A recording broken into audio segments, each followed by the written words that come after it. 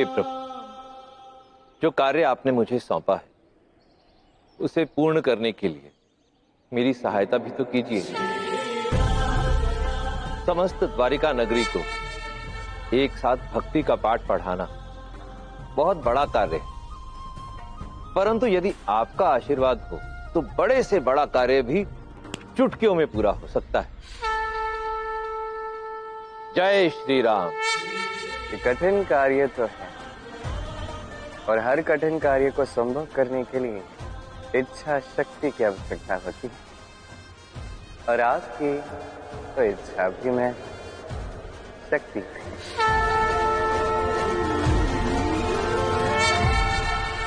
प्रणाम श्री हनुमान। शीघ्र ही चलिए, मैंने सभी द्वारकावासियों को सूचित कर दिया है। अब आप चलिए, वो सब सभा में एकत्रित हो रहे। ये तो तुमने बहुत अच्छा किया साम, सबको एक साथ एकत्रित कर दिया। मेरा कार्य अत्यंत सरल हो गया। धन्यवाद धन्यवाद हनुमान जी, परंतु आपको मेरे ताऊश्री से सतर्क रहना पड़ेगा, क्योंकि वो श्री राधा के विरुद्ध कुछ भी नहीं सुन सकते। अरे परंतु मैं तो किसी के विरोध में कुछ कह ही नहीं रहा, मैं तो वही कह रहा हूँ जो सत्य है। हाँ, मैं तो ये बात जानता हूँ, परंतु ये बात मेरे ताऊश्री नहीं समझेंगे ना। क्या है, वो थोड़े मन बुद्धि।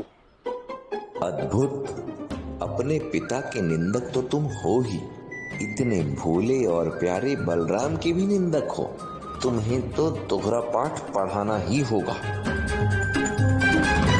अच्छा किया मुझे सचेत कर दिया, मैं दाऊ बलराम का विशेष ध्यान रखूंगा।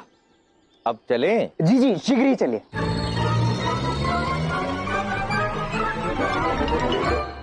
अरे बलराम दाऊ, जय श्री राम। प्रणाम प्रणाम। प्रणाम, परंतु इतने क्रोध में प्रणाम क्यों? क्यों? हनुमान जी, आप हमारी द्वारका में आए हैं, हमारे अतिथि हैं, इसीलिए हम आपका सम्मान करते हैं, किंतु इसका अर्थ ये नहीं है कि आप हमसे विचार विमर्श किए बिना, हमें बताए बिना हमारी प्रजा के समक्ष इतनी बड़ी घोषणा कर देंगे। ये अनुचित है। बिना बताए कोई भी कार्य तो चोर करते हैं। मैंने तो द्वारका के राजकुमार साम को सब बता दिया था। इस घमंडी मूर्ख पापी साम को बताया था आपने? आप इतने महाज्ञानी होकर ऐसे मूर्ख की बातों में कैसे आ सकते हैं हनुमान जी? देखिए, आप अपना ये हट त्याग दीजिए, क्योंकि राधा के कण कण में कृष्ण है, इसका साक्षी मैं हूं, समस्त द्वारका। राधा से बड़ा भक्त भला कौन हो सकता है? हो ही नहीं सकता। हो सकता है, अवश्य हो सकता है।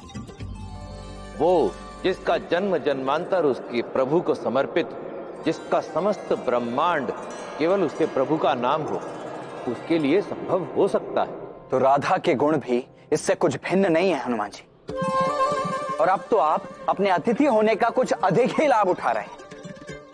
मैं कह रहा हूं आपसे, आप अपना ये हट यहीं त्याग दीजिए, अन्यथा